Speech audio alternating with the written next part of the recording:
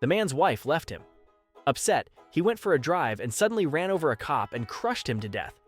Not knowing what else to do, he threw the cop in the trunk and drove to the cemetery. When he got there, he came across a drunken watchman. "Listen, if you bury this body with no questions asked, I'll pay you $100, that's all I have." The watchman agreed. After that, the man got into his car and left the cemetery in a hurry.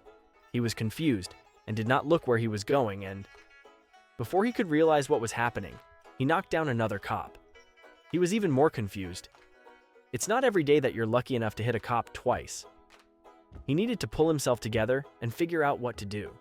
He came up with an unusually stupid plan. He drove back to the cemetery and quietly threw the second cop to the watchman while he was distracted. The watchman finished burying the first one, turned around only to see the second cop. "What the f***? I swear I buried it." Just down the road, there was a police post near the cemetery. The cop notices that the same car had traveled back and forth to the cemetery and decided to check what was happening. He drove to the cemetery where the watchman just buried the second cop. The officer asked him, "What's going on here?" Only for the watchman hit him on the head with a shovel. "Will you just fucking stay buried?"